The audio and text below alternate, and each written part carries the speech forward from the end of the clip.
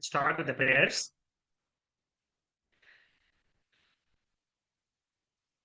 Om Sahana Bhavatu Sahanau Bhunaktu Sava Viryam Karavavahe Tejasvinavaditamastu ma Viddhishavahaihi.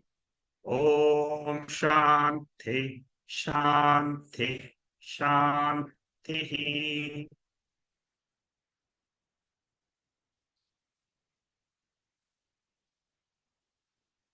We are studying Prasno Bashyam with Shankara Bashyam. This Upanishad is a very unique Upanishad. It teaches the entire Vedanta with 6 questions. We have done the 3 questions. We have started the 4th chapter, the 4th question. When we study this Upanishad, we have to keep in mind that the ultimate teaching is of Brahman, or something which is not seen by our eyes. It exists. The fundamental basis of this whole teaching is there is something called as pure consciousness in which the whole world rests. It is called as the Adhishtanam for the entire universe. When we study this Upanishad, we also will have some questions very similar to the question of the student. So it becomes easier for us to understand the question and answer method of teaching. With this short introduction, I will get into the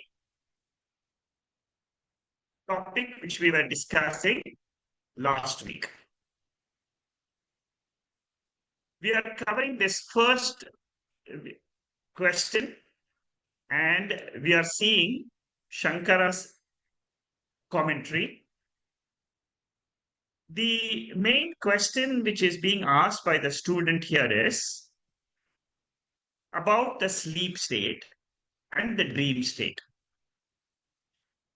The question is, which organs are functioning when we are sleeping?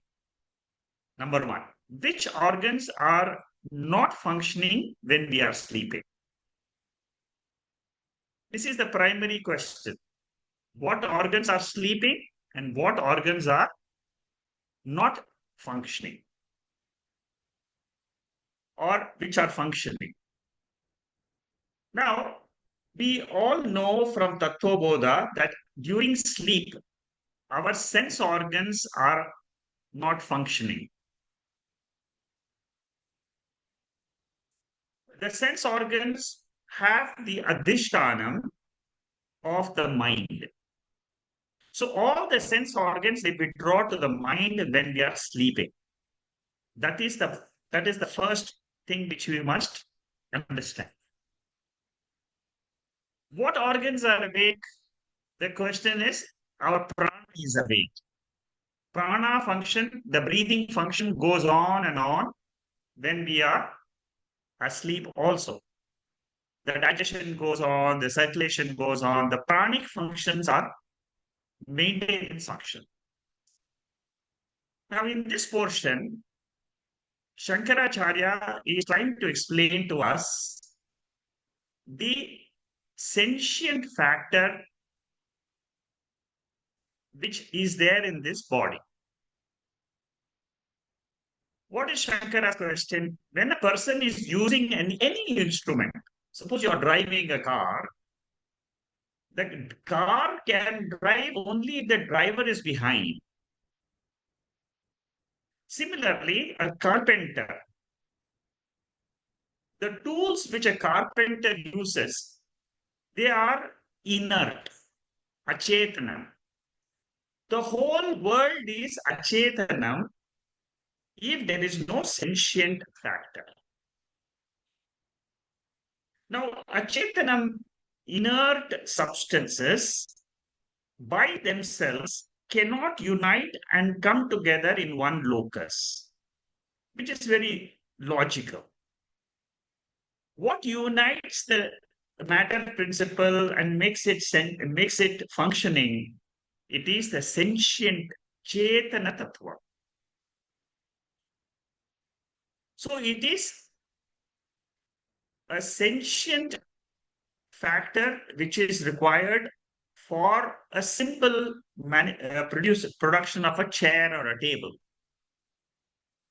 So similarly, in this body, there are instruments which are there.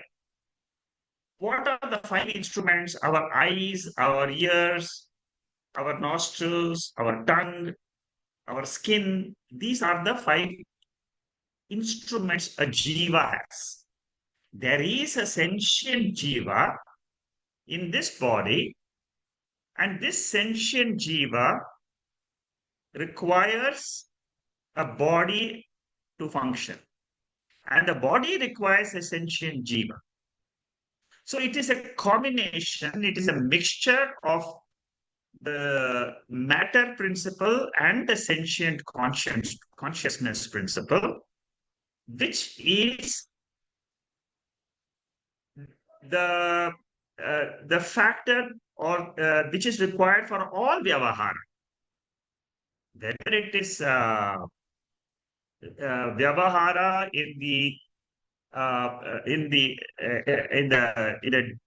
in the waking state or dream state, you will always require a sentiency factor. Now, what is this sentiency factor in the body?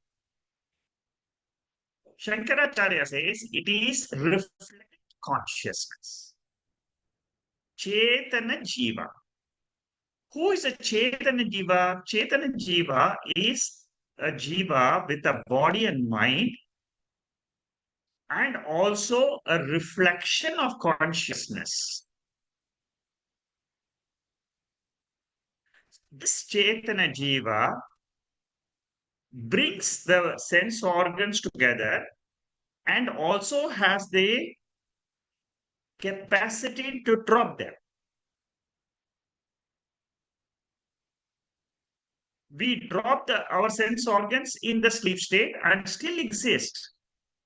So this is a very, very important point which we should understand. So without the sentiency factor, the instruments have no function. Swa upadane upadana karane. In Tattva Bodha, we have seen that Akasha has got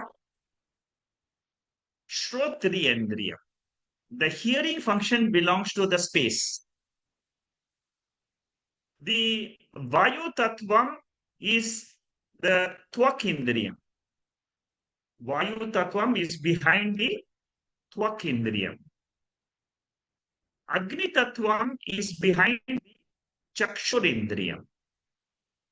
So all five elements which we have seen in Tattva Bodha, they all are behind our indriyams, our sense organs. Satvikamshas, which we have studied in Tattva Bodha. I'm sure all of you recollect this. Now, what is the single locus in which all the sense organs are located? Without the mind, the sense organs cannot function. For example, the eyes are able to see only if the mind is behind the eyes. Suppose you are passing by on the road and you don't see your friend. That means you are not recognizing the friend even though the eyes are seeing them. Because the mind is thinking about something else. So when the instruments stop functioning, where will they all go back to? They all will go back to their cause. So what is the cause in this body? The cause is the mind. And the mind has got what? it has got sentiency consciousness. This is the way we should understand this topic. Jnana indriyas, prana, karma indriyas, antakarana, these are all the karanams of the sleeping individuals. Now, all of them are chetanam because of the mind. All organs are resting in prajna, or they are resting in turiyam. That is what we are going to study. The student's question is, where do they all rest?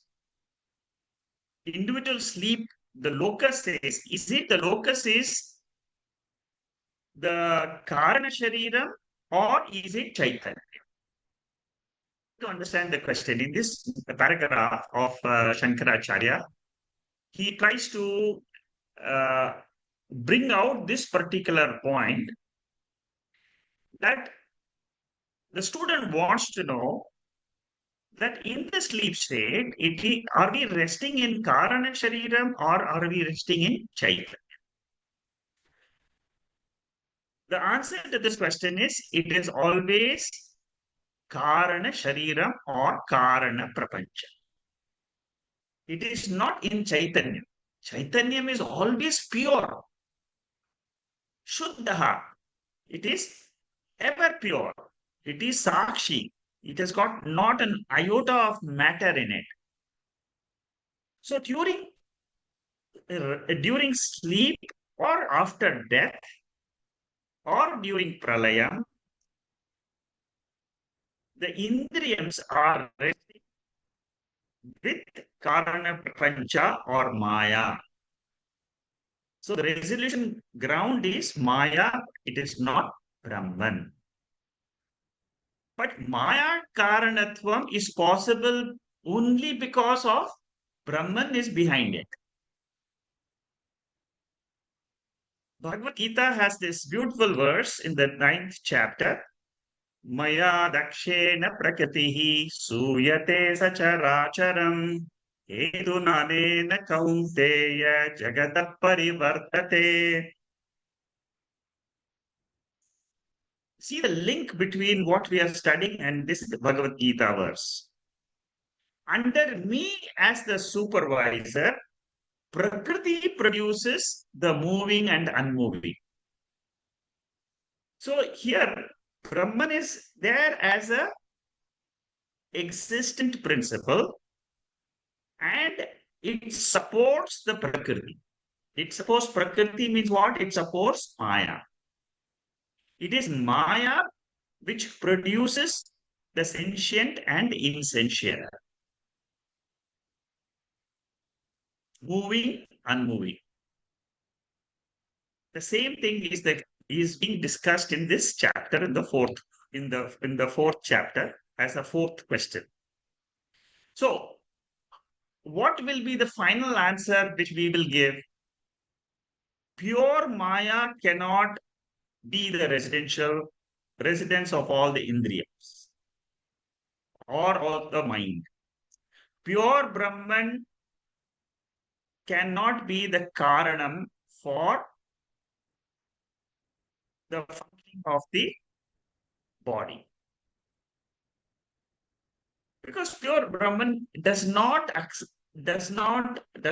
have anything to do with matter. It is there in its presence, like in the presence of the sun, the entire activity goes on during daytime. In the presence of Brahman, the entire world of three waking state, dream state, sleep state, they come and go in the presence of Brahman. It is always a mixture. Mishram is the karanam. What is the mixture? Mixture is the world resolves into Maya and world resolves into Brahman. We can both, these statements are correct. What we should say is it resolves into Maya, and then ultimately Maya resolves into Brahman. So I hope the background question and answer is clear. If you're not clear, you can still put it in the question box, in the chat box. So Vedanta accepts the logic of other shastras, and it should not contradict our anubhava. See, whenever we look at logic, logic can be used, but it should not contradict our experience. Okay, so that is one part of it in the which we have discussed. Now we go to the next part of Shankaracharya's commentary.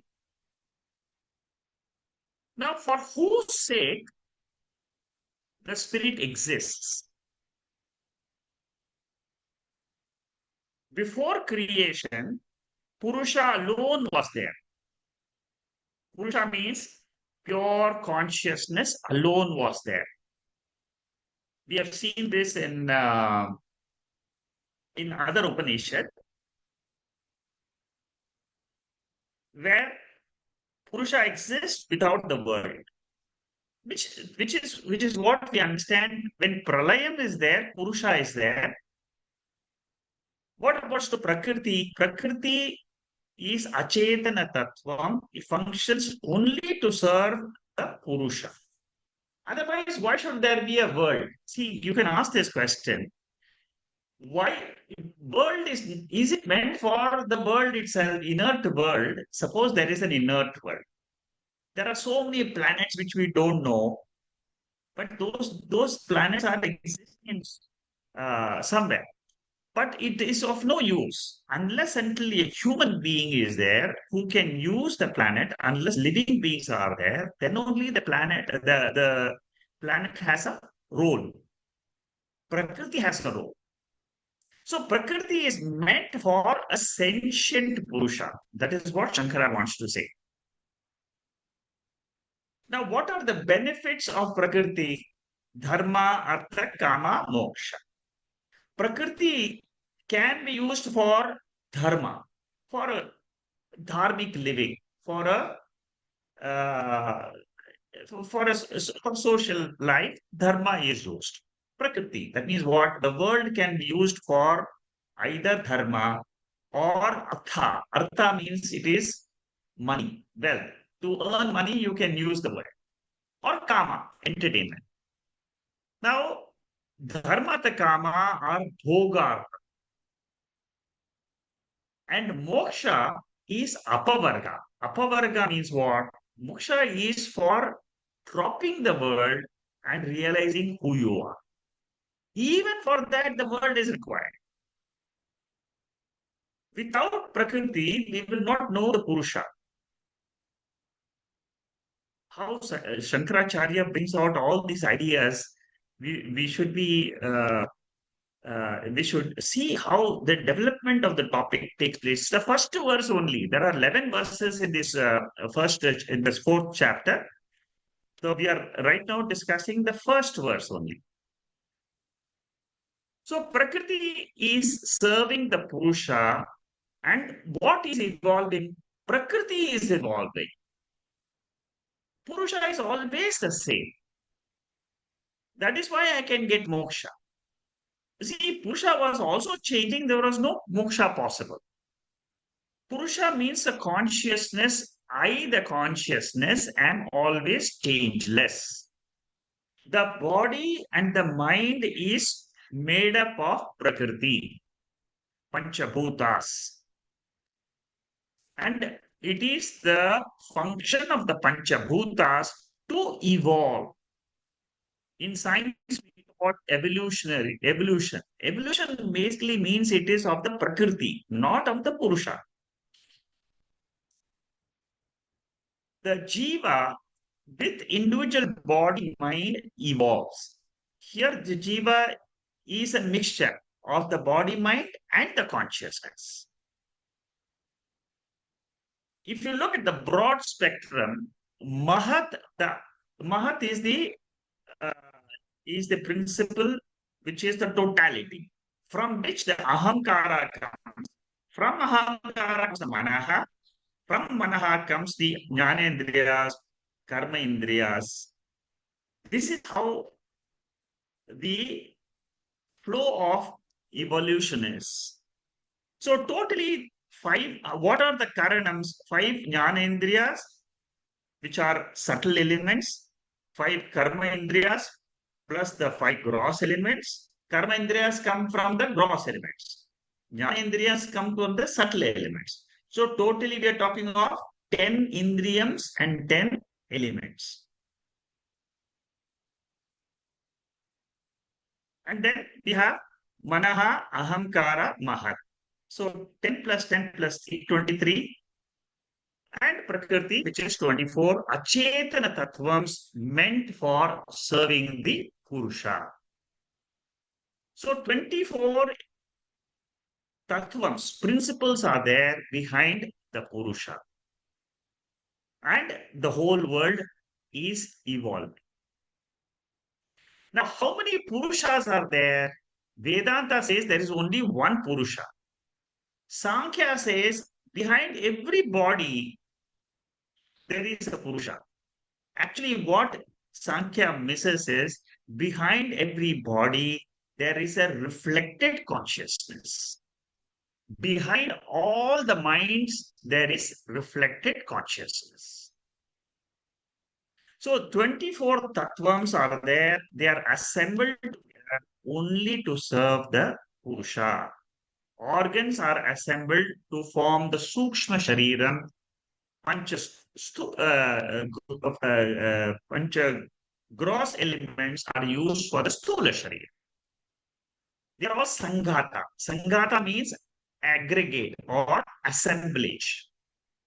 Sukshma Shariram is the Karanam for the Stula Shariram. That's what I said. Without the mind, there is no Indriyam. Indriyam cannot function. Okay. Now they all are assembled.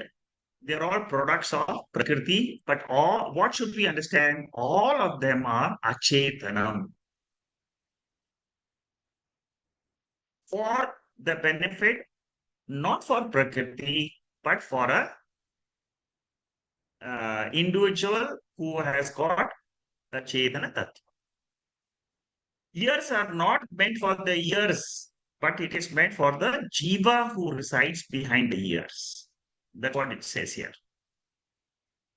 Whether it is a micro atom or a macro star, all of them, they serve a sentient Purusha, the sentient, the spirit behind the material universe. That is a very, very important factor we should understand. Now, this is the way Shankaracharya slowly builds up the topic of ultimately the sixth chapter. We are going to talk about this Purusha in a very, very detailed way. The fourth chapter and the fifth chapter are just stepping stones for that Purusha, which will be discussed in very big detail in the sixth chapter. Now, this is the revision portion. I will run through it because I've already finished this. The three questions are asked on Swapna. One question is on Sushupti, which we are seeing now. The first three chapters covered the Swapna. The fourth chapter is talking about Sushupti. Okay. The fifth and the sixth chapter are talking about Turiyam.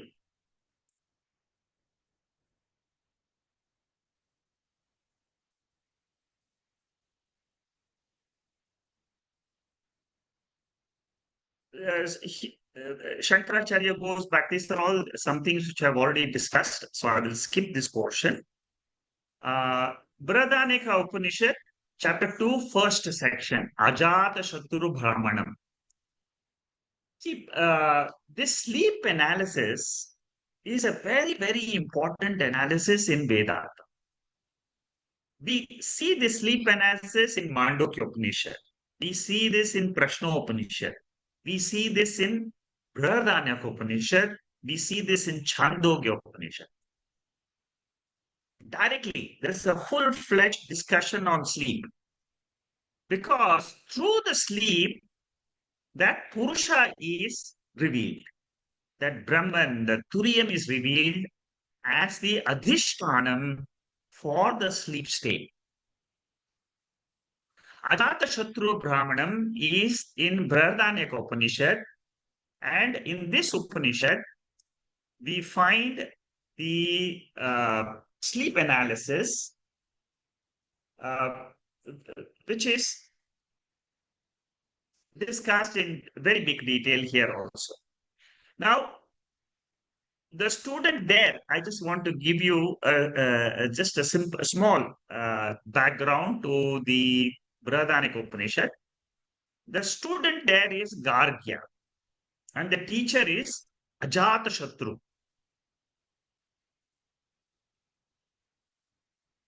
So, where was the jiva in the deep sleep state is the question asked by the guru.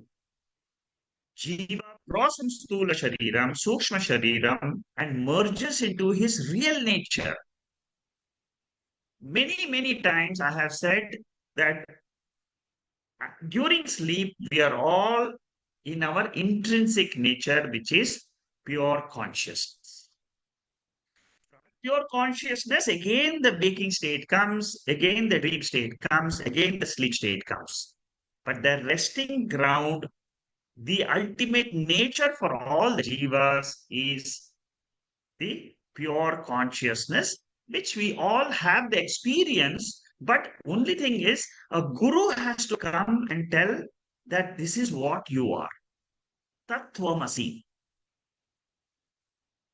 See, normally what happens, we take our body, organs, our mind, we do so much of vyavahara. We think that the body is real. And we think that consciousness, which is never seen, and we think that it is non-existent. That is the correction which the Upanishad wants to bring about. So, Mandukya Upanishad, second chapter, first section. Mandukya Upanishad, first chapter, seventh mantra.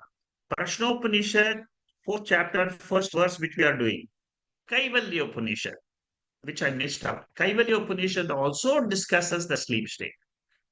Chandogya Upanishad, chapter 8. All these are mantras talking about the sleep state, and they all are, when we understand sleep correctly, properly, and this particular section, if you understand correctly, it is a revelation of your consciousness. Okay. So what, before we go to bed, we see the cell phone. That means we are conscious. A conscious entity is seeing the cell phone. After waking up, the same conscious entity is looking at the same tool. That means what? During sleep also, that conscious entity was there. And here, what Shankara brings out is the toolkit, which is called as the gross body and the mind and the sense organs. They are all meant for the Chetana Jiva. Bhagavad Gita, 15th chapter, 7th verse. Mamaivaamsho jiva loke jiva bhuta sanatanaha manashashthanindriyani prakritistani karshati. So here in this 15th chapter, what is the Lord says, Lord Krishna saying, that my amsha has become the jiva. This is a pramanam for reflected consciousness. Part of me has become the living jiva. And this jiva is, where is it abiding? It is abiding in Prakriti. And Prakriti consists of the five sense organs, the body, the mind. So this is a pramanam for reflected consciousness. What happens when the jiva leaves his body? Shariram yadamapnoti yachapyukra Ishvaraha gृहीत्वैतानि संयाति वायुर्गन्धानि वाशयात् श्रोत्रं चक्षुस्पर्शनं च रसनं घ्राणमेव च अधिष्ठाय मनश्चायं विषयानुपसेवते. All these mantras of Bhagavad Gita are revealing exactly what Prasno Upanishad is revealing. When the jiva leaves the body, many people want to know what happens during death. This is the mantra which you should remember from the Bhagavad Gita. When the jiva wants to leave, he takes away the indriyams and the mind and goes and finds another body to enjoy the world as per the prarabdha karma. So it is the presiding uh, there is a deity which is presiding over all the indriyams. See, all the indriyams have got a controller. The controller is the one which makes the eyes function. The jiva travels as per the prarabdha karma. But what does it use? It uses the world which is controlled by the devatas. So jiva with all the organs in the in the toolkit, like the fragrance which leaves that travels from like a bee which or like a fragrance which travels from one flower to another flower. Similarly, the jiva can travel. The wind takes the flower, the fragrance, one flower to another flower. Similarly, it's a prarabdha karma which takes the jiva from one body to another body. In the physical body, the organs can be differentiated, but what is the karana shariram? When we sleep, we do not have any knowledge about the differentiation of the different five indriyas. They all become eki bhuta. So the fundamental principle is there is something, a power, Maya Shakti, which draws all our indriyams into the sleep state, and again it brings it out in the waking state. That Maya Tattvam has got the Chetana Amsha in that in the Karana Sharira. Okay. In the sleep state, both the physical body and the subtle body will be with the jiva in his karana sharira. What happens in maranam? The physical body is destroyed, but the subtle body will resolve into karana shariram and will travel to the next body.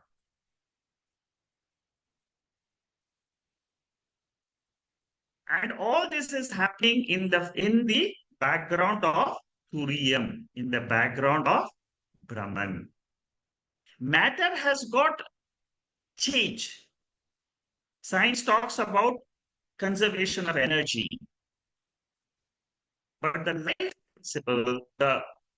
life principle behind this whole universe is this original consciousness. Without this original consciousness or the existence principle, there is no life possible, there is no vyavahara possible. Then the Prakriti comes into manifestation and goes into unmanifestation.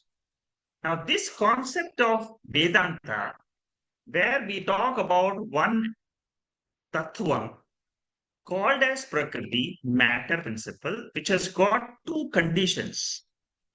This is not accepted by science. Science has still to discover this principle. Science talks of unmanifestation of matter energy. That means into energy, but that is also matter principle, not consciousness. Vedanta alone says unmanifestation of life and consciousness of life. So, mantra number 2, Piprada starts answering the question of the student. That means the next verse, this is the next verse. We'll see how Vijaya is chanting this.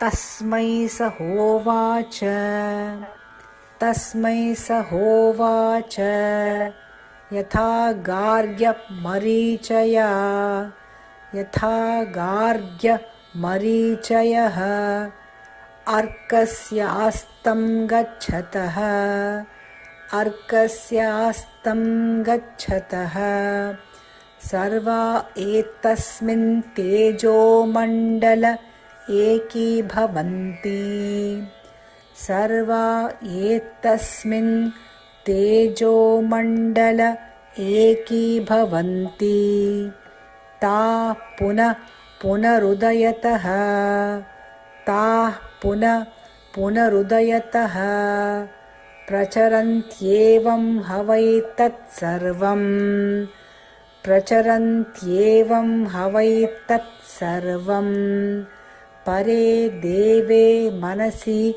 eki bhavati Pare deve manasi eki bhavati Tena tarhyesha purushah Tena tarhyesha purushah Na shrunoti na pashyati Na shrunoti na pashyati Na jigrati na rasayatya Na jigrati na rasayate Na sprushate na abhivadate Na sprushate na abhivadate Nadatte na anandayate Nadatte na anandayate Na vishrujate na iyatate Na vishrujate na iyatate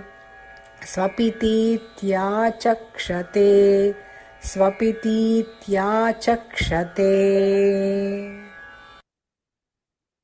In this verse, there are two aspects. One is an example.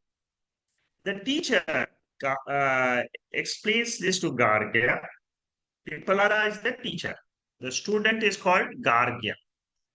So the teacher is explaining to Gargya an example.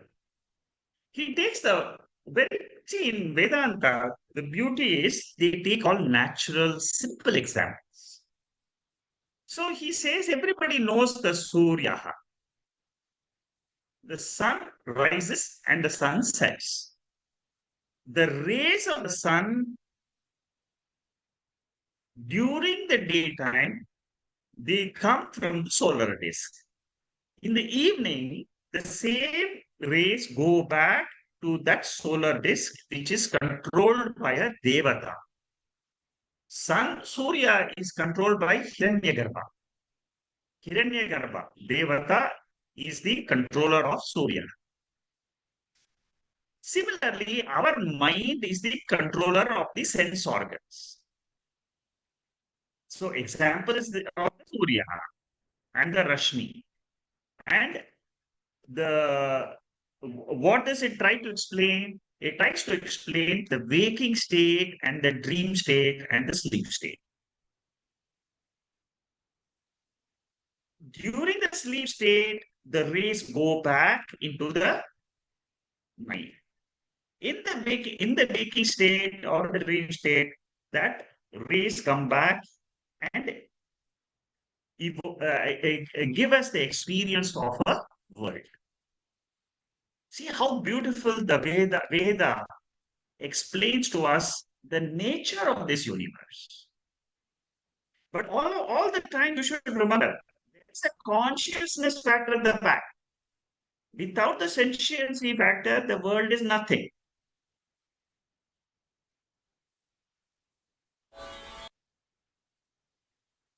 So, first question was, what are the organs which hold back? The indriyams, the five jnanendriyams and the karmendriyams, they are temporarily withdrawn into the mind. The mind is the coordinator of the sense organs. Without the mind's functioning, you cannot say, I want to go here or there. I want to read this. I want to listen to this talk. So the mind is involved.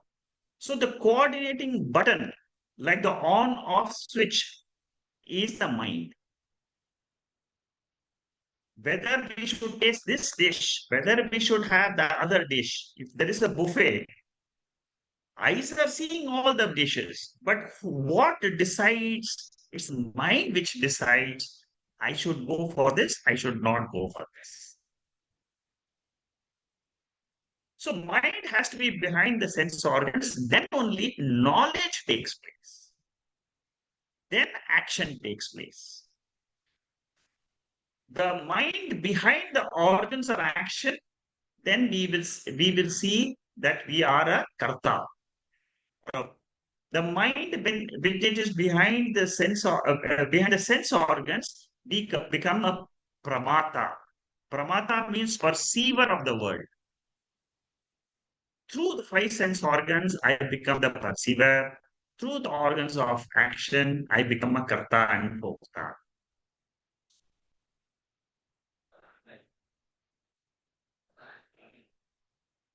And the eyes are only the golakams. It is only an instrument. It is only a gross, uh, the gross instrument. Our ears are the gross instrument, but there is an indriyam. Indriyam means it's a power. Now, the sense organs, they become manifest and unmanifest. When do they become manifest? When the sense organs are behind the mind. That means the mind is the one which wakes up. Mind is the one which goes to sleep. That is what is being explained here in this second verse. Surya Mandalam, I've explained to you. It's a very simple example. During daytime, sun rises, the rays come out, and they do the function of illumining the world. Similarly, our consciousness, with the help of the mind, it illumines the body, the sense organs, and the world. What happens in the night time? The rays of the sun withdraw back to the solar disk, and then there is night has fallen. What happens to the sense organs when the sense organs are withdrawn and they rest uh, in the mind, then it is called as the sleep state. This second verse gives the definition of what is sleep state. What is the definition? Whenever the sense organs are resting, it is called as the sleep state. When the mind is resting, it is called as sleep state. Now Shankaracharya writes this Bhashyam on this second verse. He's just explaining the same example which I've just explained to you. It's quite a simple Bhashyam. It is not very difficult. It's very simple. Whatever I have explained just now, he is explaining in the form of uh, certain words and sentences. That's all. Now, during dream, jiva withdraws, sense organs withdraw. Then the dream ends. Similarly, waking what happens? Sense organs withdraw. Then the waking state ends. This manifestation of the mind and the indriyams is called as waking, dream, or sleep. Okay. Uh, these are some of the revision portions.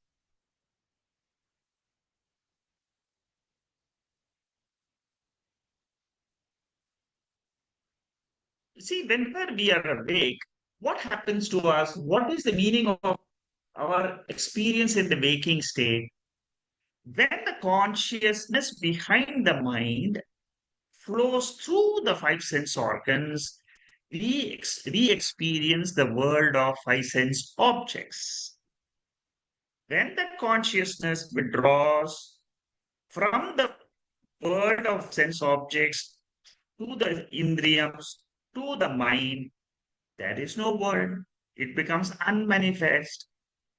So, what exists permanently, eternally, it is this consciousness. It's such a beautiful example of the sun rays, and the it's a brilliant example. Prasno Upanishad is very famous for this example.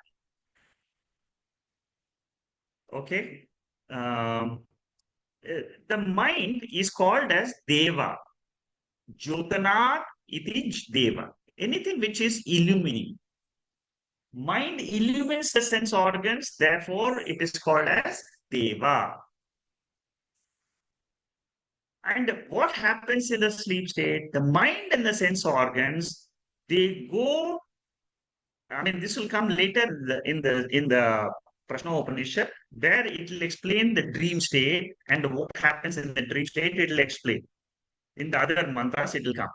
But what the Upanishad says is that the mind rests in the heart and remains dormant during dream and sleep. Why mind is called Paredevaha? Mind is supreme light or superior light.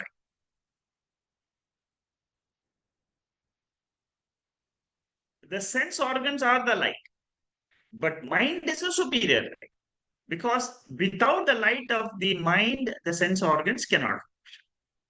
Sense organs are dependent on the mind to some extent, and the mind itself is dependent on the Atma. Okay, so this is the way we know the subject in Tattvabodha, but here in Prasno Upanishad is the source for Tattvabodha.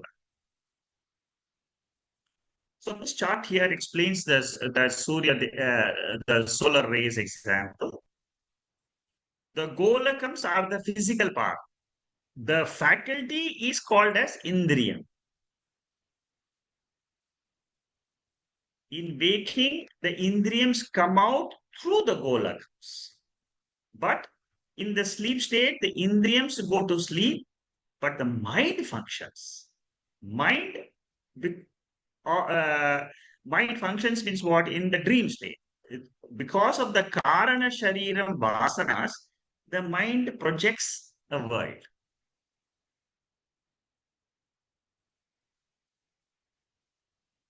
Okay, this is still, these are all expansions of that example only. The earth becomes bright or dark.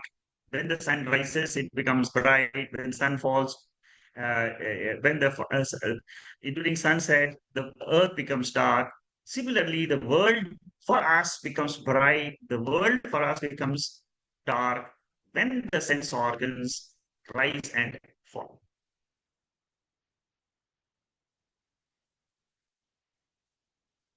So sleep can be dreaming sleep or dreamless sleep. Dreamless sleep is called deep sleep. Dreaming happens in sleep state. You see, when we are not aware of the waking state, our body, it is called as the sleep state. So, but dream happens only because of sleep.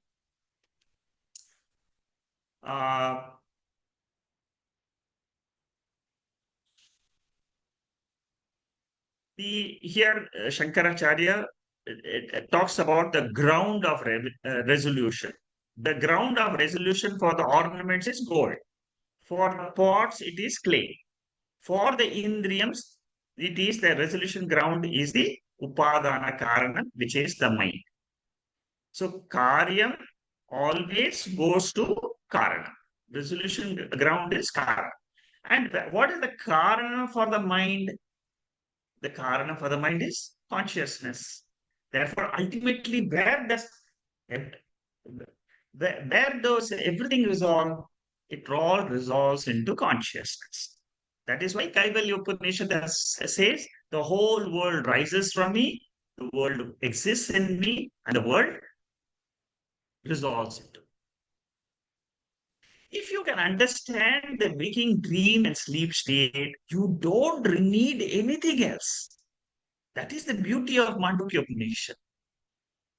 It only analyzes the three states and says there is Turiyam, which is behind the three avasthas. And the same thing Prasno Upanishad is also trying to say, teach us, is that from consciousness, this entire world is experienced. Okay. Um, So all this talks about the organs which are not functioning. That means we do not talk during our sleep. Of course, some people talk. That's a different matter. But generally speaking, we don't use our tongue. We don't use our other sense organs during sleep. But there is a devata uh, which is behind all this. That devata is still functioning, which is the prana devata, yeah, which we have seen before.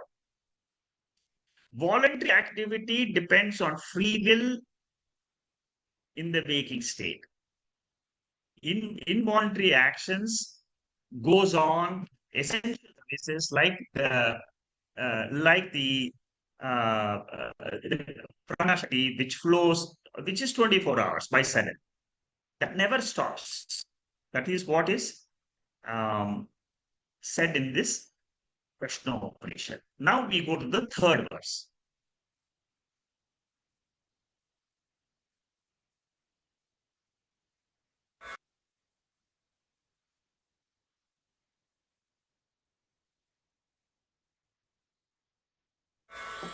प्राणाग्रय एव एतस्मिन् प्राणाग्रय एव एतस्मिन् पुरे जाग्रति गार्ह्यपत्यो हव एषो अपानः गार्ह्यपत्यो हव एषो अपानः व्यानो अन्वाहार्यपचनः व्यानो अन्वाहार्यपचनः यद्गार्ह्यपत्यात् प्रणीयते यद्गार्ह्यपत्यात् प्रणीयते प्रणयनादाहवनीय प्राणः प्रणयनादाहवनीयः प्राणः. So our sleep state was compared with the Surya. Now here, what organs are awake? That is being explained. The flames of the prana, they are bright in the body when we are asleep. Now, apana is the garhya patya fire. These are all names given to the fire in the Vedas. I will talk about it as we go by in the slides. So, the Pancha Prana is the essential housekeeping system, which is awake all the time. What are the Pancha Pranas? Prana, Apana, Vyana, Udana, Samana. Respiratory system, excretory system, circulatory system, reversal system, and digestive system. So all these are the maintenance house. The whole verse is talking, this third verse is talking about the maintenance function. Now, during the olden days, there were different names given to the fire. Rituals are divided into smarta rituals and Shrauta rituals. Wherever it is a Shrauta Vedic ritual, which is the Shruti is talking about, then it is related to a fire. Fire is extremely, Agni Devata is very, very important in our Vedic rituals. Smarta rituals means what? The puja which we do, all this, these are all called as smartas. These are all non-Vedic. Non-Vedic means these are all of modern times. There are three types of fires which are kindled. One is called as Gargya Patya. This comes in many Upanishad. I'm just giving you a very brief portion. What happens? What are the three fires which used to be kept during the Vedic time? Today, nobody keeps these type of fires at home. The first one is called as Gargya Patya. So, after marriage, Agni Adana ritual is performed, and then this fire during the Agni Adana ritual during marriage, this fire is uh, taken out and then it is never put out throughout the life. The same fire which was used for Agni Adana was also used for after the death when the body has to be burned. Suppose that fire is put off by mistake, then it is rekindled by a remedial ritual. So, because fire is supposed to be the protector of the family, it keeps the evil forces away from the house. Griha Patihi, protector. Now, what is the Ahavaniya fire, which is the Agnihotra daily ritual which we perform? What we do is we take a small fire from a Homakunda, which is in the Homakunda, the light to light the Homakunda is from the Gargya Patya. And the fire from this Homakunda is used for Ahavaniya ritual. So this is a Karyam. Of course, I'm just giving you very brief details. You can go to the Veda Purva Bhaga for the details of this. Dakshina Agni is kindled from Gargya Patya and it is used for rituals connected with the ancestors. For example, you want to do Pitru Karma, Shraddha and all that. You use again the Gargya Patya Agni and it is kindled from there. So whatever is used, see basically there are three types of fire. One is kindled during marriage. Another is kindled for during your normal rituals at home. It is called Ahavaniya. For daily rituals, whenever you do rituals at home. Third one is for doing Pitru Karmas. Okay. Now, Shankaracharya tries to compare inhalation, exhalation, which we have with different fires, and he gives a logic behind it. I don't want to get too involved because see these things they're useful during the Vedic times because we don't perform them. We don't really go into such details in today's teaching. Okay, this is a revision. Prana, Apana, Dhyana. Prana is supposed to be Ahavaniya Agni, exhaled air. Apana is the inhaled air, Gargya Patni Agni. It is connected. Dhyana is connected to the Dakshina Agni. There are some logical reasons behind it, which is given in the other Upanishads. So I'll skip this portion of the names connected because it's not so relevant in today's world. Chandogya Upanishad talks about these are the mantras in Chandogya Upanishad. How the Vyana is connected, how the prana is connected, and so on.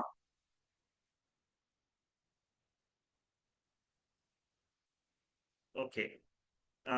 In Bhagavad Gita, Sarva Karmani Manasa Sanyaste Sukham Vashi Navadvare Pure Dehi Naiva Kurbanna Karayan. So whenever we are acting in the world, the body is consisting of 9 gates for the transactions. And the Pancha Pranas, they keep these transactions going on. Why do transactions go on? Again, it is for the prarabdha karma.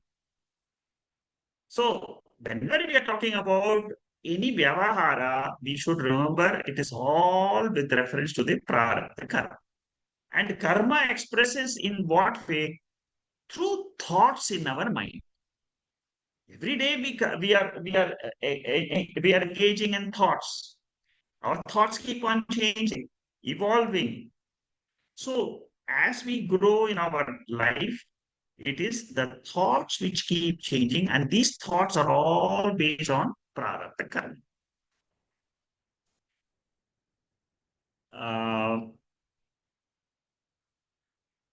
When somebody is sleeping, apana and prana can be easily seen, the breathing in and out. Okay, so that is why we say that the person is alive. And when the prana leaves, we know that there is no more life in this body. Okay.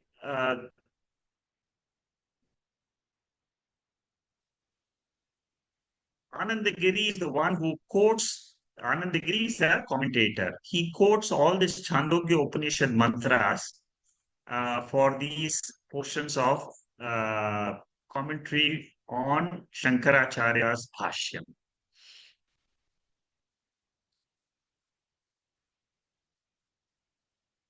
Okay.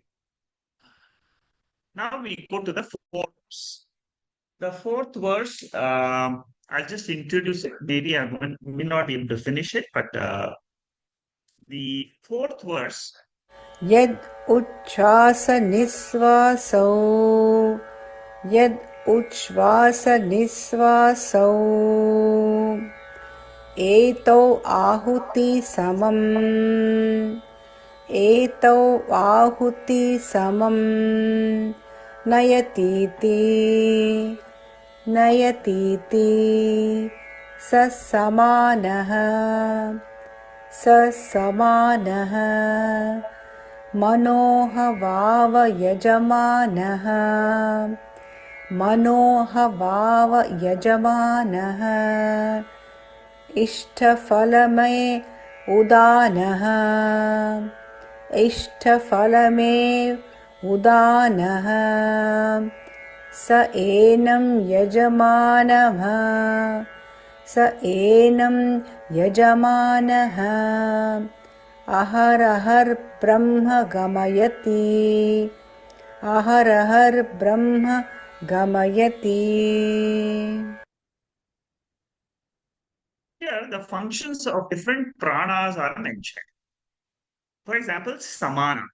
In samana, what happens? Samana means it is something which distributes to the entire body. Samana is this it gets the energy distributed to the body. Now, udana leads every day the jiva to Brahman. See the last portion of this. he leads the sacrifice and every day in deep sleep to Brahman. So isn't it very clear that Jiva rests in Brahman every day? And this is a proof for Brahman as well as for the Jiva to rest in Brahman. This is a pramana. See, these are the verses of Upanishads which bring out some very, very important teachings in Veda. So many paragraphs, so many chapters have been written in Vedanta for the sleep state. And what exactly happens in the sleep state? Very, Yet very important chapters, very important portions in Veda.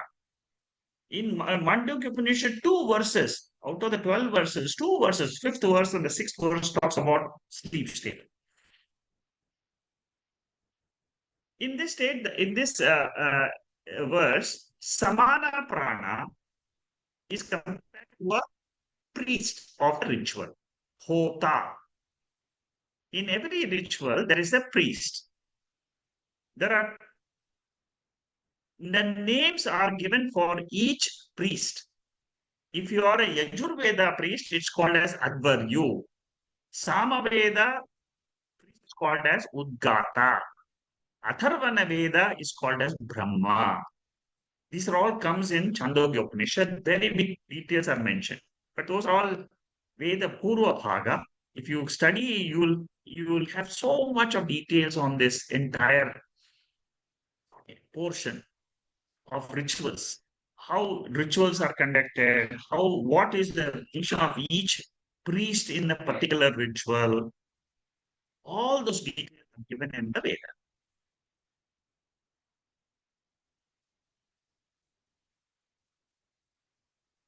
The oblations which we give in the fire is compared to the in and out, breathing in and breathing out.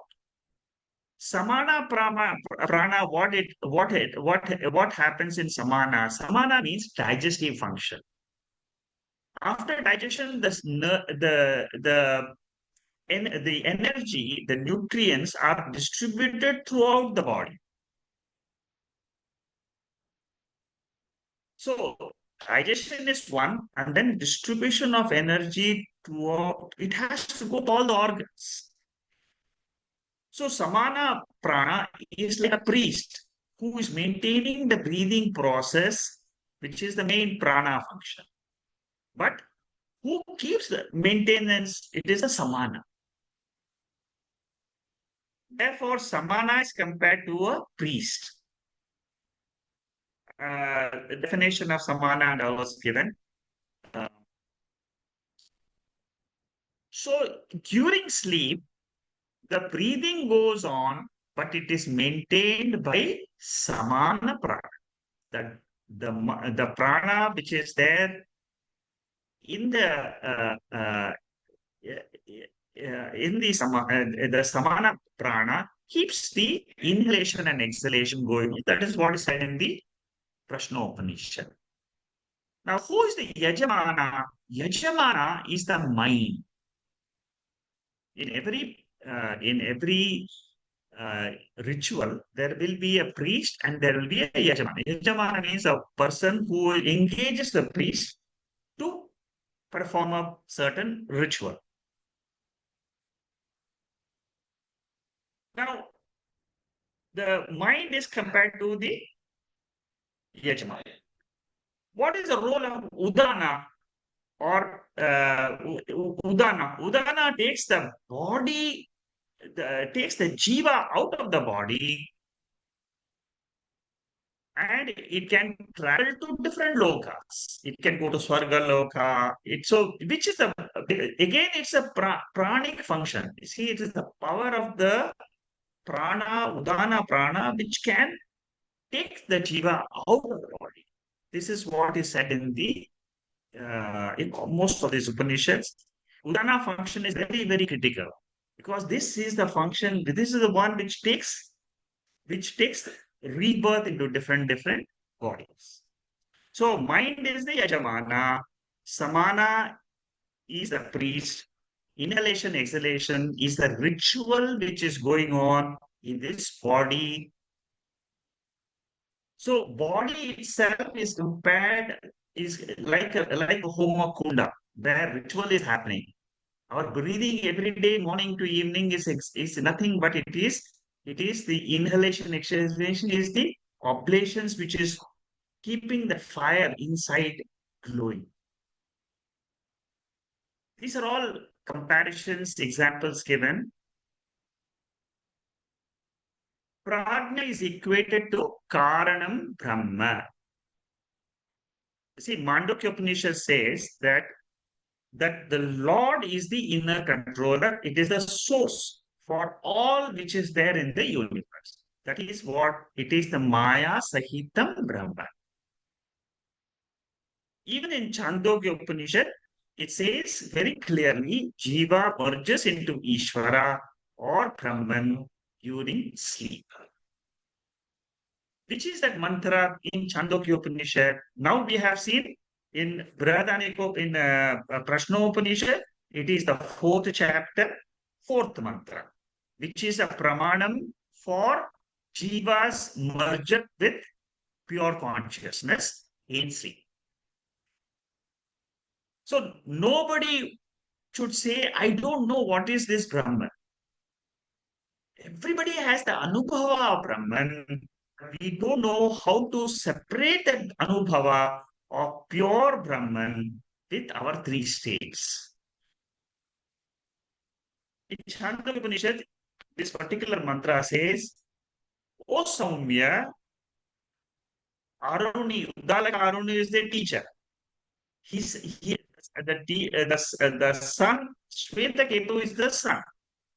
Very beautiful mantra. It's a very, very often quoted mantra by Shankaracharya. In every Upanishad, he quotes this mantra, this particular mantra of Chandogya Upanishad. And what does he say? He says, let me explain to you the concept of deep sleep. When a person is supposed to be sleeping, he becomes one with Sat. He becomes one with Chit. He becomes one with Ananda. He attains his real self.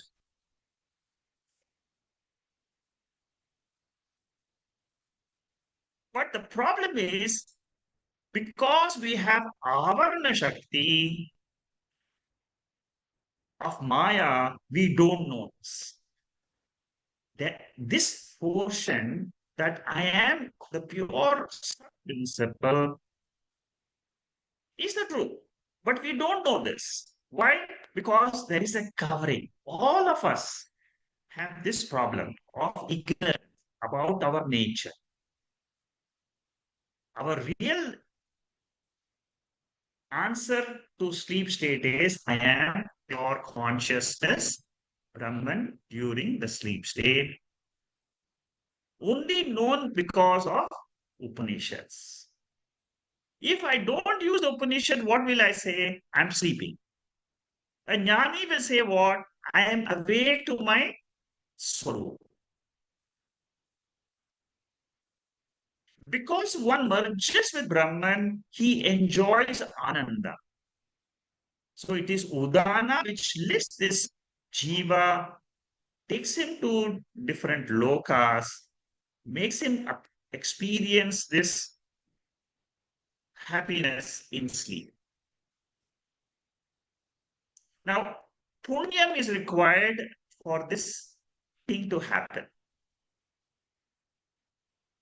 Not everybody will come to this knowledge. You need punyam to come to listen to this Upanishad. Without punyam, you cannot even listen. I talked to you about Brihadaranyaka Upanishad also. This is a mantra from Brihadaranyaka Upanishad. I'm giving you 10 different Upanishads, fourth chapter, third section, 32nd mantra. This attainment of supreme consciousness is the highest for a jiva. The one who knows this, he enjoys Brahma Ananda every night. But it takes a lot of time to understand this truth and also believe that this is true. Okay. Okay. Then,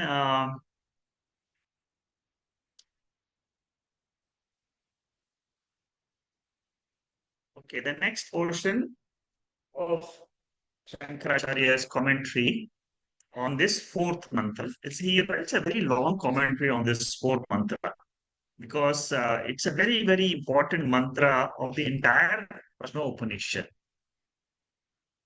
And the role of samana, udana, uh, and is very clearly mentioned here in this Upanishad. And uh,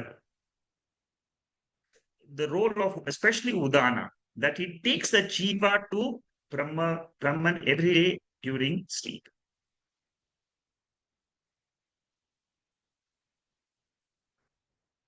The role of samana, as I told you, is to maintain the inhalation and exhalation in the body.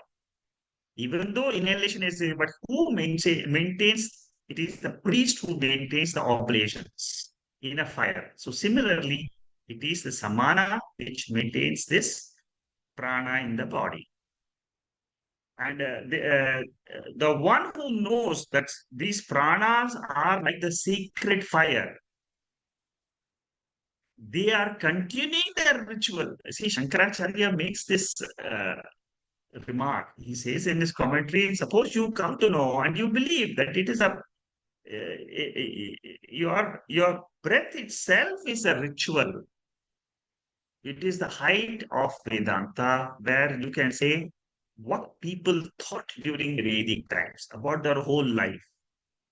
The whole life is a divine life, and it is a life of knowledge and a life of learning the Veda and understanding the Veda more deeper and deeper. That is how this entire Vedic period was. Okay, I have already quoted to you the Brahman Upanishad. Uh,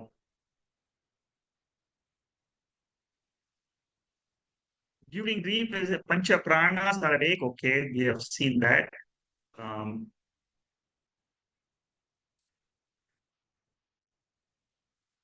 both the Swarga Loka and the Brahma Loka are with Ananda. Swarga Loka you can get with the help of Upasana. But Brahma Loka, Swarga Loka and Brahma Loka, you can get because of Upasana. Suppose you do Upasana along with the rituals, then you can have attainment of Swarga Loka and Brahma Loka, and you can enjoy Ananda. But the Anand which you can enjoy by Brahma Jnanam is incomparable. With those with upasana and the thing, you what happens is you come back into this world, whereas with Brahma Vidya you have achieved moksha.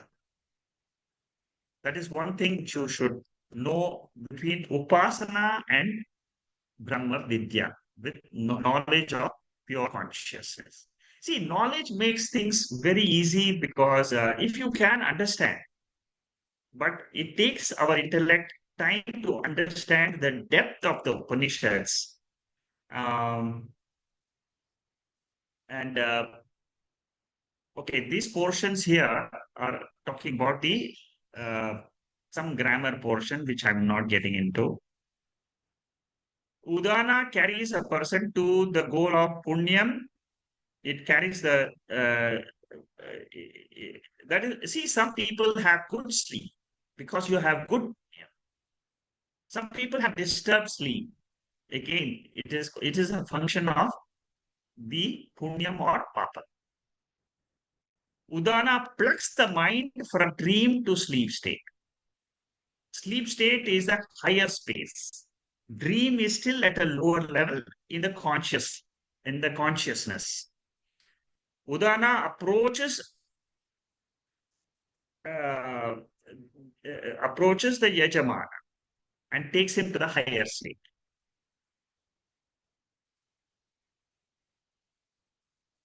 Okay. The details of the Agnis and the pranas are mentioned here again.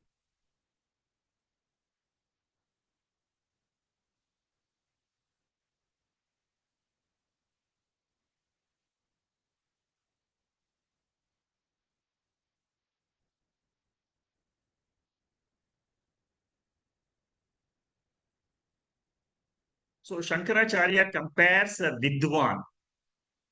Vidwan means a wise person. A wise person, he will say that my sleep state is not a sleep, but I am awake to my real nature. Whereas an Ajnani will say, I am sleeping.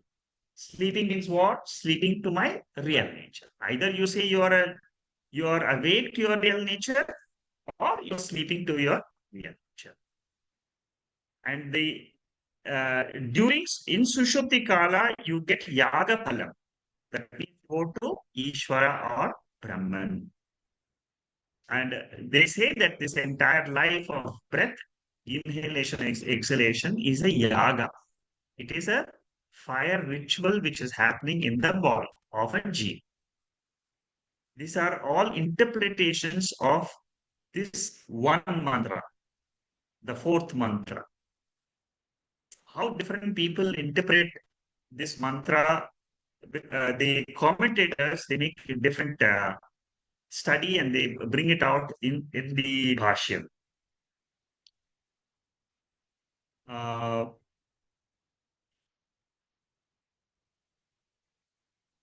okay. I think I will stop here today with this portion. This one particular volume is over, so I will stop with the commentary of the fourth mantra today. We will start the next week. We'll start the not next week. The following week we'll start the fifth mantra. Uh, Next week I want to announce there is no class. There is no session next Saturday. There'll be no session. I'm a little tied up. Therefore, next week on Saturday, there is no class. Sunday, there will be a class. Sunday is the normal class for the Mandukya Upanishad. But Saturday, next week, there is no class. Please note that. Oh, Namada Purnamidam Purnat Purnamudachyate Purnasya Purnamathaya Purnameva Vasishyate. Om Shanti Shanti Shanti. Okay, there is some remark in the chat box. I will explain that first, and then I'll open up for discussions. This Kupa is saying that, okay, he's asking what is the difference between deep sleep and coma state. Uh, is it disharmony? Is it a dysfunction of the mind? Yes.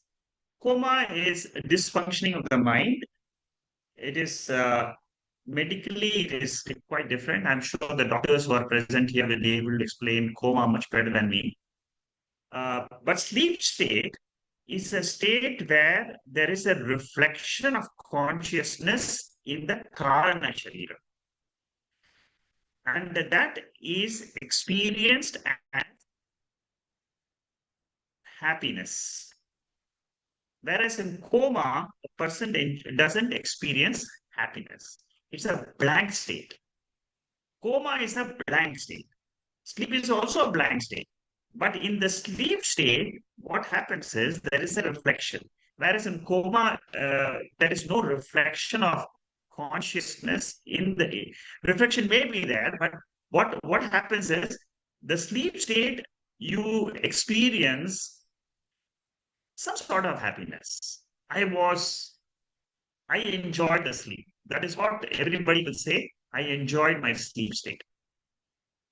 Whereas coma, people just come out and say, I didn't experience anything, but at the same time, I didn't have any notion of the world. Uh, Shama, would you like to say anything about the coma aspect? I will ask Anupam to unmute.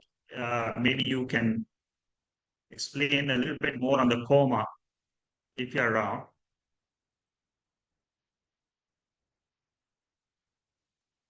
Hello. Yeah, Shama, can you explain coma medically? What does it mean? Hari Om Shekharji is basically really we have this Glasgow coma score, which is about 15 scores. So basically, it is just the awareness level. That's what it actually says about the awareness level as to, yeah. Sorry. Yeah, I'm afraid I will maybe take it up next time where I can give. I'm just after this Yeah, meeting no as problem. well. Yeah, you can do some research and explain it. But basically, Kupa, what from Vedanta point of view? Hello. Yeah, go ahead. Yes. Hello. Hello. Yes. Yeah. So basically, from Vedantic point of view,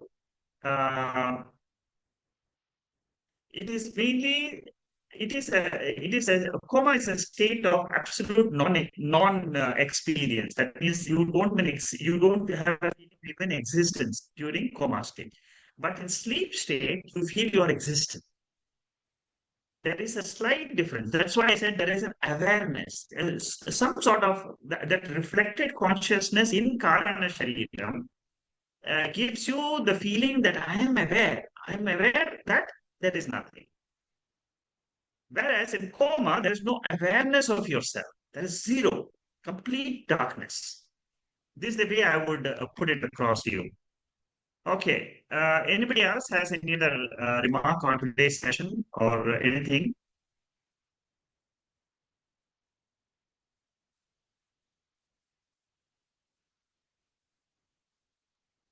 Hariom, sir. Yeah. Go ahead, Nando. Yeah, I think today you mentioned about the very beautiful conversation about like Brahmaninic Upanishad. Yes. And there is one episode is there from the Chinmay mission about the Ajachatru and Balaki conversation. Yes. So I will just share that maybe with you. And Yeah. I Please, think it is I will circulate it to the group. It's a good session. People who can understand Hindi and they can enjoy that. But it's mainly in Hindi, right? Yeah, mainly in Hindi. Yeah. Yeah. So people who it's a good episode. You can circulate it. You can send it to me. I will put it in the group. Okay. Anybody else has any other question today? Secretary, Bolo? earlier you were saying Upasana will not bring us to the Brahma. It will not give you moksha. Mm. Upasana means meditation. It will give you a loka and it will help you to come to moksha, but it will not give you moksha. Even with the ritual and all that, right? Even with? Even the rituals, with the ritual and Upasana. Rituals will also not give you moksha. Rituals will give you a loka. Loka means what? I will go to Swarga Loka. There are 14 lokas. There are 7 upper lokas. These are lokas where a jiva can go and take up a body and live longer. See, here life in our world is only 100 years. There you can live for 1,000 years. So you get a body because you have done punyam, you have done rituals, you have done upasana, you can go to lokas. Lokas are only fields of experience with a superior sense organs and a superior mind. Whereas moksha is totally different. Moksha means what? I am free from all bodies at all times. And that is the fruit of learning the Upanishads. That's what I So how believe. so how do we get to our goal of moksha and mukti or whatever we say? Okay, good question. It's a very big question. It is you see the simple answer to that is keep listening. You see, what Mm. happens is when you listen to Bhagavad Gita, when you listen to Upanishads, a time will come when suddenly you will get that knowledge that I am free. It will happen. Because our During the classes, there will be some people who will understand the class like today's class. In today's class, what did we say? We say, every day we are free. When are you free? Are you free during the daytime? No. Are you free in the evening? No. With this waking state, are you free? Never. You are never free. You will have some thought, I have to do this, I have to do this, I have to do this. So you will be a karta and a bhokta. That means you will be a doer and an enjoyer in the waking state. Let us look at the next level of your experience. So throughout our waking state, if you will never be free. Let us look at dream state. Do you have control on the dream? No. Absolutely no control. First of all, I don't have control in the waking. So where is the question of me having control in the dream state? Dream state is something very funny. I experience so many things which I've never really think about, and I can never even, I don't know, dream is something, it is inexplicable. And as soon as you wake up, what do you say? Oh, dream is gone. So I'm very happy. Now, dream, you do not know, you cannot be free. Waking, you cannot be free. Now, in sleep, tell me, are you free or not? Free from so many things. You're free from all the problems of the waking state.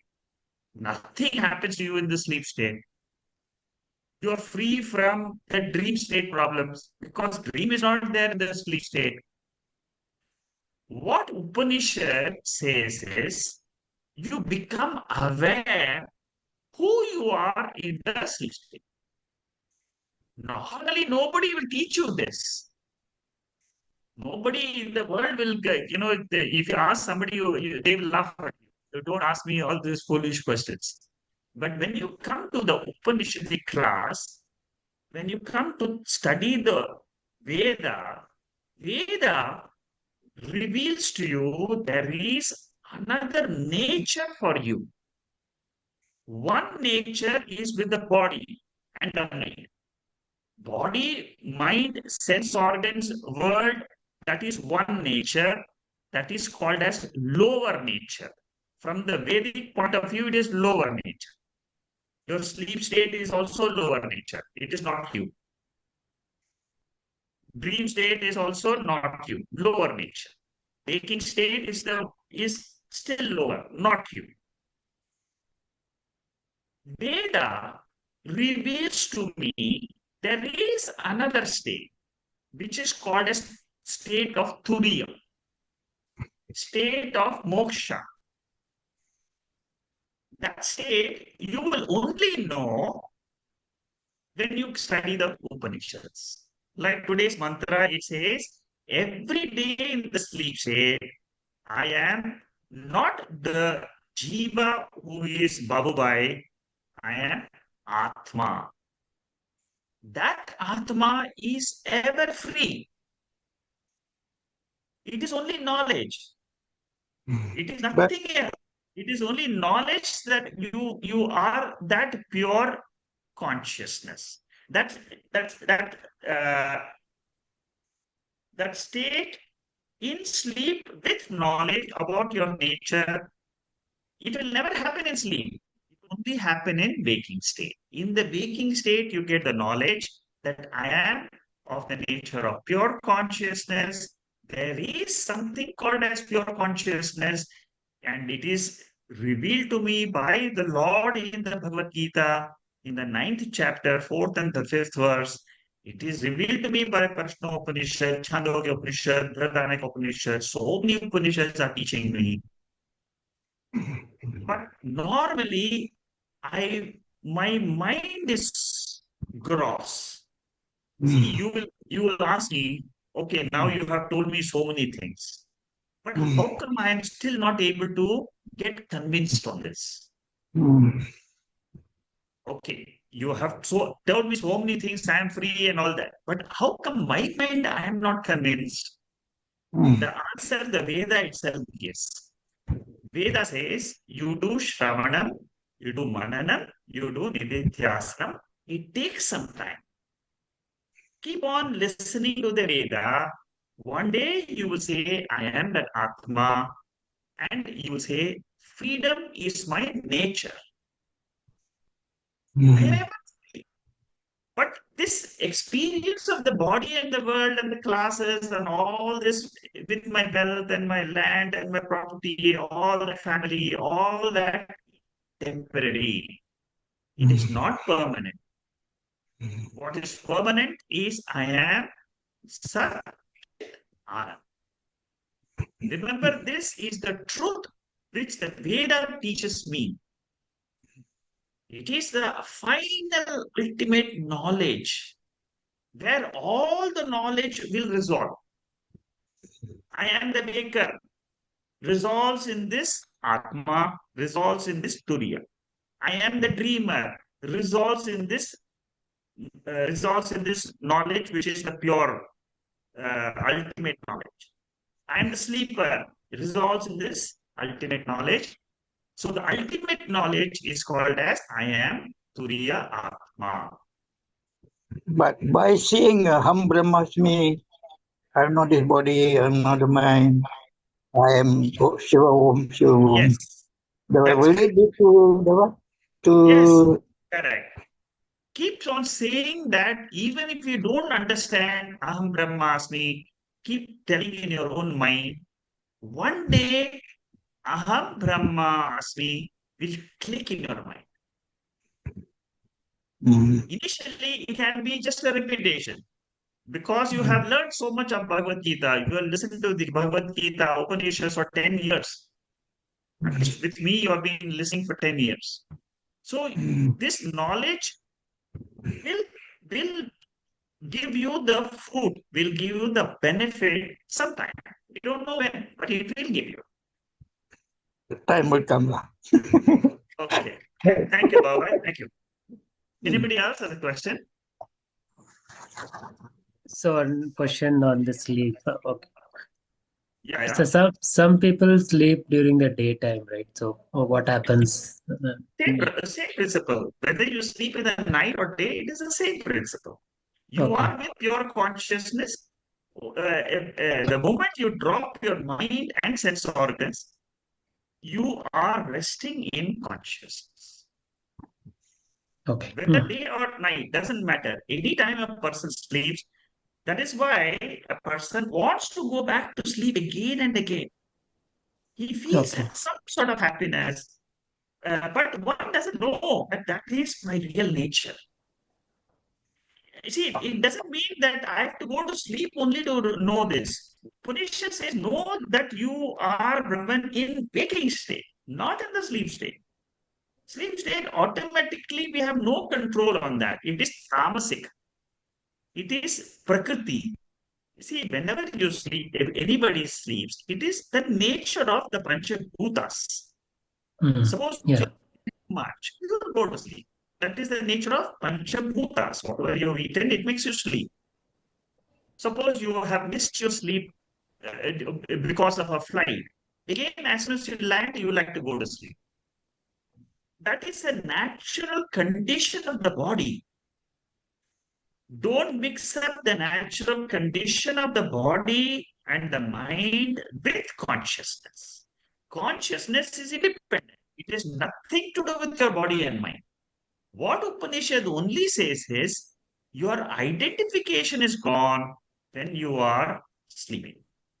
At that time, that is the reason we are talking about Advaitam being the ultimate principle, ultimate knowledge. What is Advaitam? In sleep, there is Advaitam. There is no Dvaitam.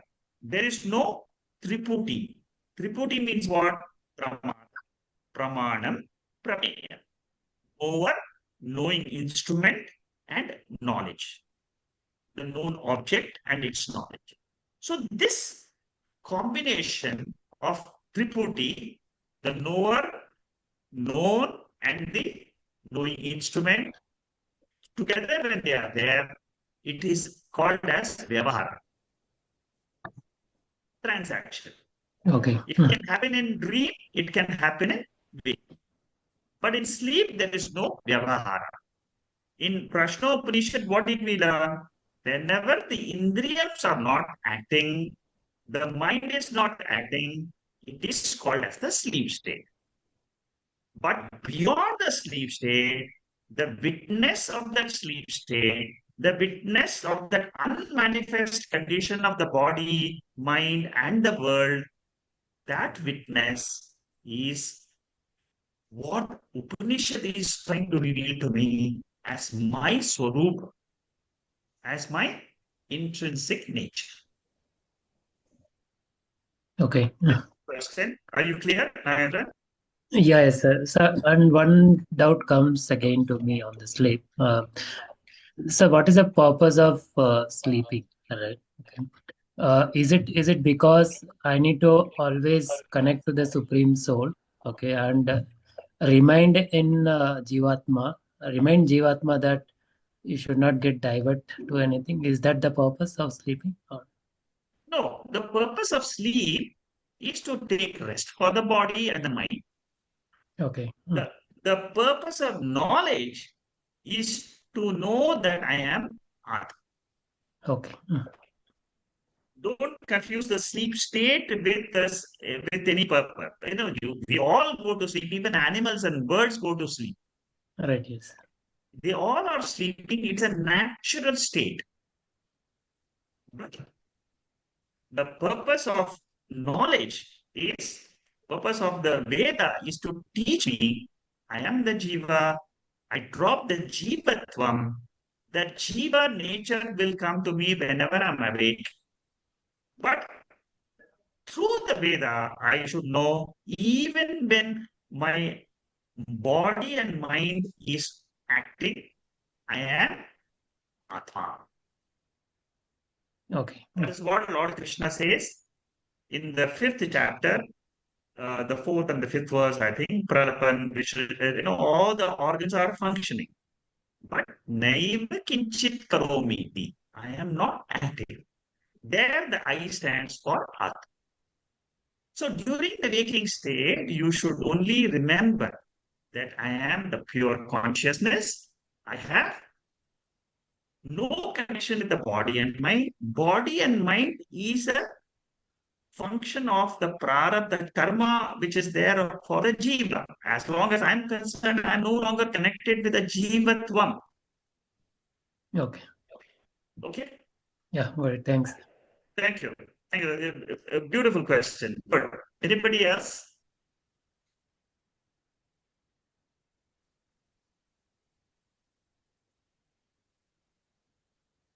Okay, so if there are no questions, so next week, remember, there's no session.